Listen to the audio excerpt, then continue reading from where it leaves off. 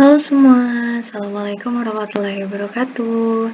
Jadi di video kali ini aku ingin membahas mengenai bagaimana cara menyusun analisis data sehingga penelitian kita bisa di-save atau diterima di jurnal Scopus Q1.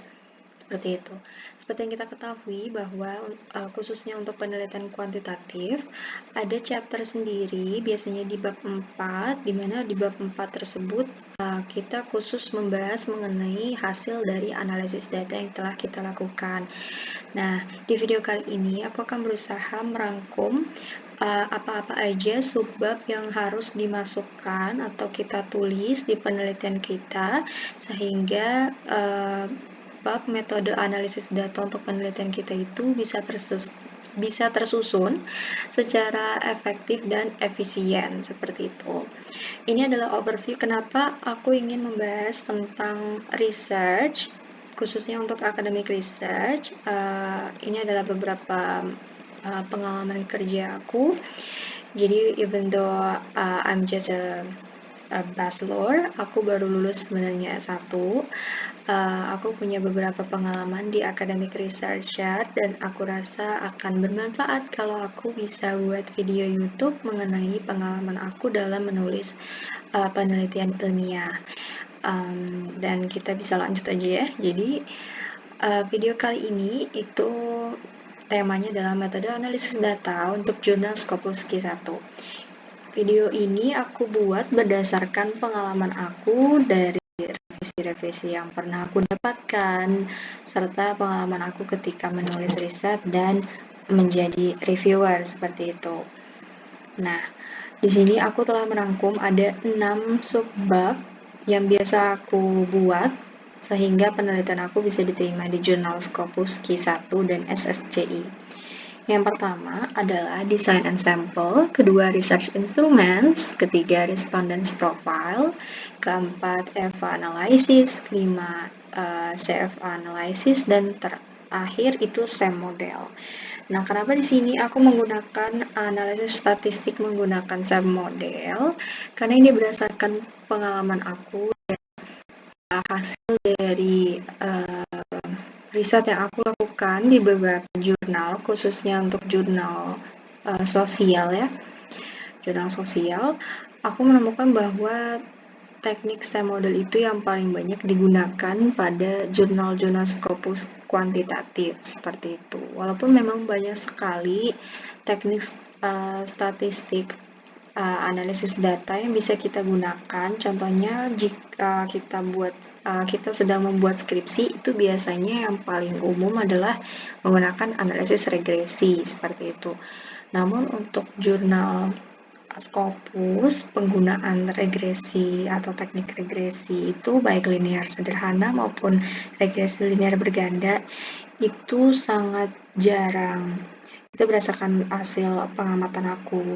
Lebih banyak sekali penelitian-penelitian itu yang menggunakan SEM model. Nah, jadi di sini aku menggunakan SEM model dan ada beberapa komponen sebelum kita menyusun hasil dari penelitian kita menggunakan SEM model. Yang pertama, itu adalah kita harus buat subbab design and sample.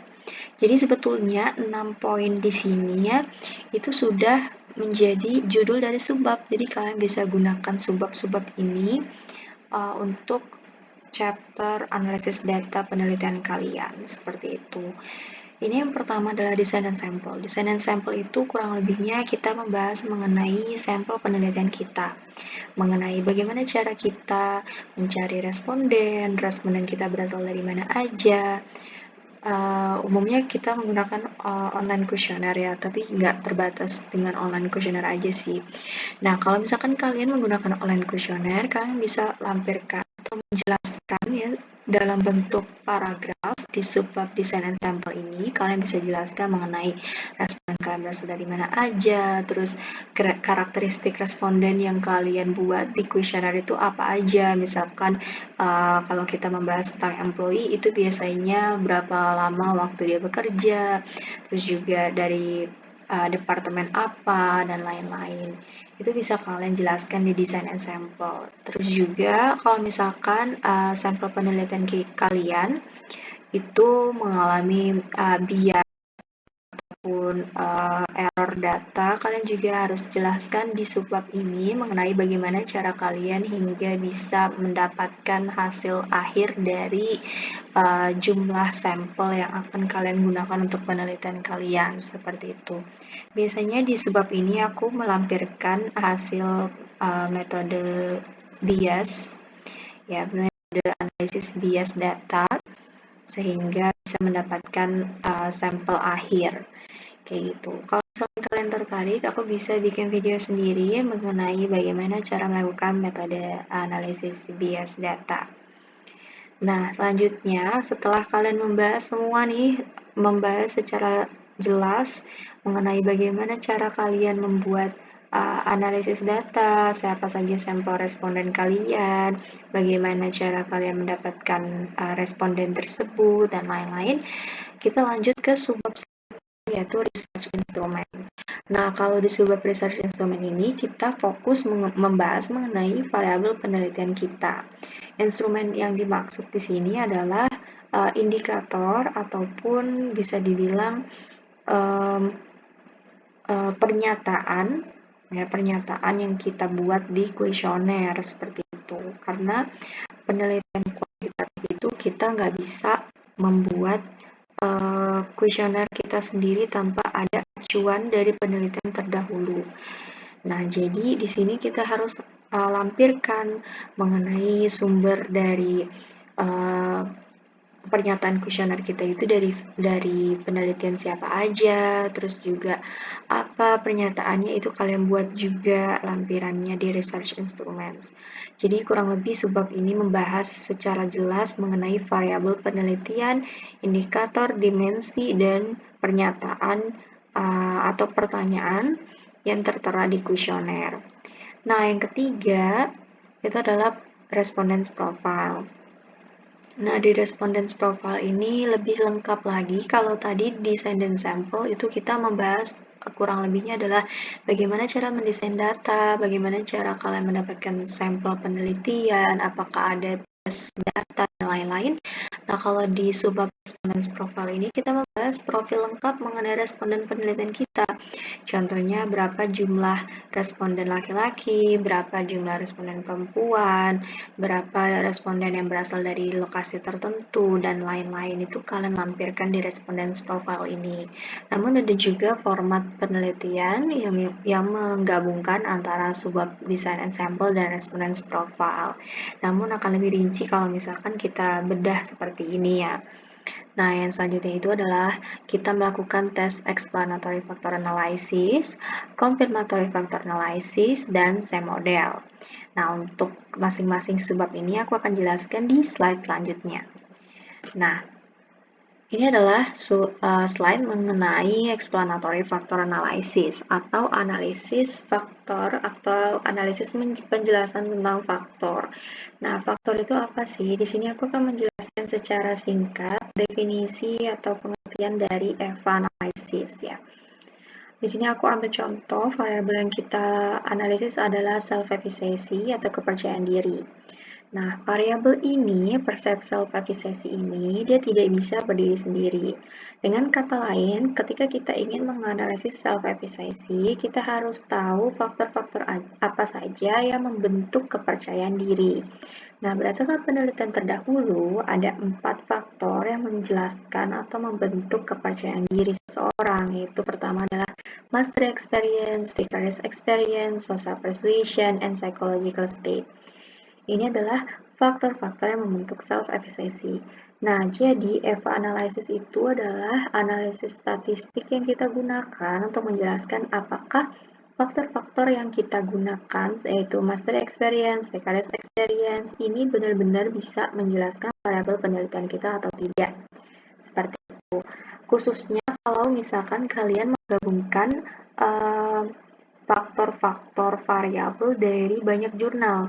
Contohnya gini, misalkan jurnal 1, jurnal A itu membahas tentang self-efficacy, di mana jurnal ini mengatakan hanya ada 2 faktor yang membentuk self-efficacy. Terus juga kemudian kalian lakukan literatur review dan didapatkan jurnal B.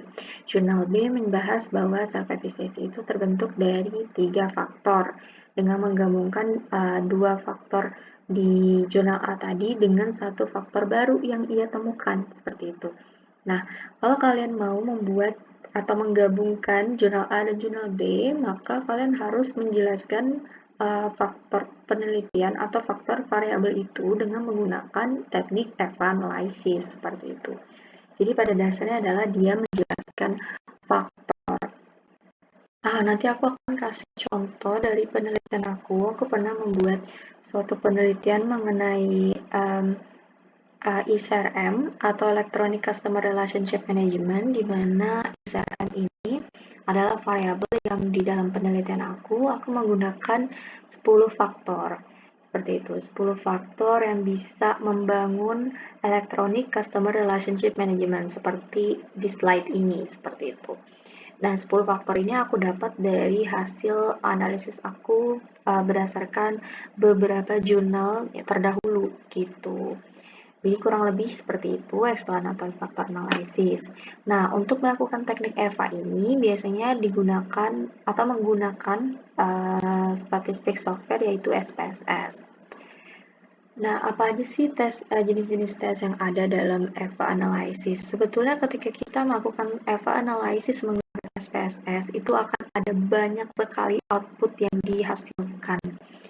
Nah, namun di sini aku telah merangkum 3 jenis tes utama yang harus ada di EVA analysis berdasarkan pengalaman aku dalam menulis karya tulis ilmiah gitu. Yang pertama itu adalah kita melampirkan hasil output dari KMO and Bartlett's test. Itu biasanya ketika kita melakukan EVA analysis itu output KMO dan Bartlett's test ini akan langsung muncul gitu. Jadi kalian tinggal copy aja dari SPSS ke paper kalian. Dimana ketika standar value yang kita dapat atau ketika nilai KMO and Bartlett's test kita itu lebih dari 0,6, maka bisa dikatakan bahwa penelitian kita itu layak untuk diteruskan ke tes selanjutnya gitu. Dengan kata lain, dia setelah lulus tes KMO ini. Nah, selanjutnya adalah person correlation matrix dan discriminant validity using AFA atau average variance extract. Ini harus ada dalam tes EVA karena aku pernah nggak melampirkan ini dan dapat revisi gitu. Jadi menurut aku ini sangat-sangat penting dalam EVA analysis yaitu person correlation matrix, dan ini juga pakai SPSS. Dan selanjutnya adalah kita melampirkan nilai eigenvalues for each factor. Jadi kalau misalkan kayak aku tadi ada 10 faktor untuk variabel ECRM, maka eigenvalues atau tabel eigenvalues yang aku harus lampirkan juga harus terisi dari 10 nilai eigenvalues gitu. Jadi satu faktor harus punya nilai 1 eigenvalues. Di mana nilai eigenvalues ini standarnya adalah 1 gitu. Jadi kalau kita ingin lulus faktor yang kita gunakan untuk variabel kita itu ingin lulus dari tes eigenvalues ini, maka standar nilai yang harus kita peroleh dari uji EVA kita adalah minimal sekali itu 1 gitu. Jadi harus lebih dari 1. Nah, ini adalah overview dari jenis-jenis tes yang harus ada dalam EVA analysis. Kalau teman-teman tertarik untuk aku membahas satu persatu bagaimana cara melakukan EVA analysis, kalian bisa komen aja di bawah. Selanjutnya itu adalah CFA atau Confirmatory Factor Analysis. Ini kalau dalam penelitian skripsi umumnya, CFA ini adalah uji kelayakan data gitu, atau kita mengkonfirmasi confirmatory factor analysis gitu. Jadi kita mengkonfirmasi apakah penelitian kita atau faktor yang kita gunakan ya itu layak digunakan atau layak untuk menjelaskan variabel rujukan atau enggak gitu. Apakah data-data yang kita peroleh dari responden itu bisa menjelaskan penelitian kita atau tidak gitu. Jadi itu bedanya ya antara EVA sama CEVA. Kalau EVA itu dia menjelaskan faktor. Tuh, apakah faktor yang kita peroleh dari jurnal A, B, C itu bisa menjelaskan variabel kita atau enggak. Nah, kalau CFA itu menjelaskan apakah data yang kita peroleh dari responden 1 sampai responden berapa gitu, itu bisa data-data yang kita peroleh dalam kuesionernya bisa kita gunakan untuk menjelaskan variabel kita atau tidak. Seperti itu bedanya. Nah, jenis-jenis tes apa aja sih yang ada dalam CFA? Nah, CFA kalau untuk uji CFA ini aku biasanya menggunakan AMOS software atau PLS Square gitu. Jadi dia nggak menggunakan SPSS. Namun di sini ada tes yang bisa kita gunakan menggunakan SPSS yaitu Chromebox Alpha. Chromebox Alpha ini sama seperti tes reliability ya dalam penelitian skripsi itu biasanya ada tes Chromebox Alpha gitu. Jadi jenis-jenis tes apa aja sih yang ada dalam CFA? Yang pertama adalah faktor, kita harus taruh hasil dari standard loading factor untuk masing-masing indikator ya. Jadi kalau misalkan nih faktor yang tadi contohnya adalah self efficacy dengan faktor yang pertama master experience kan ya. Master experience itu kita ada 3 pernyataan di kuesioner. Maka kita harus punya nilai 3 juga untuk standard loading factor. Jadi ada faktor standard loading factor 1, standard loading factor 2, standard loading factor 3 seperti itu. Juga ada nilai tail values. Tail values ini dia satu faktor 1. Chromebox Alpha juga satu faktor 1, construct reliability juga satu faktor 1, dan AVE, average variance explain. Ini adalah 5 jenis tes yang harus ada dalam confirmatory factor analysis. Terus terakhir adalah structural equation modeling. Jadi ini adalah uji yang kita lakukan untuk membuktikan hipotesis penelitian kita, apakah ada hubungan antara variabel independen dan variabel dependen, seperti itu. Namun, sebelum kita melakukan analisis SAM, itu kita harus melakukan analisis model fit dulu. Model fit itu apa? Jadi kalau tadi itu kita telah membahas analisis faktor untuk variabel, model fit ini adalah kita membahas apakah research framework yang kita buat atau kerangka penelitian yang kita buat layak untuk dijadikan model penelitian atau enggak gitu. Itu definisi secara sederhana mengenai tes model fit ya. Jadi kita ingin menceritakan atau menjelaskan kelayakan dari research framework yang kita buat dalam penelitian kita. Nah, setelah model kerangka penelitian kita ini sudah layak, maka kita bisa meneruskannya ke uji SEM model seperti itu. Nah, di uji SEM model ini ada nilai yang harus kita lampirkan ya, itu adalah nilai p-values dan nilai standardized total effects. Tapi juga kalian bisa melampirkan kayak contohnya indirect standardized total effect, direct total effect, dan lain-lain. Namun umumnya bahkan wajib untuk beberapa jurnal bahwa kita itu harus melampirkan nilai SEM model yang standardized, bukan yang unstandardized ya. Itu penting untuk diingat. Jadi kita harus melampirkan standardized effect. Gitu. Jadi itu adalah overview dari bagaimana menyusun metode analisis untuk jurnal Scopus Q1. Oke.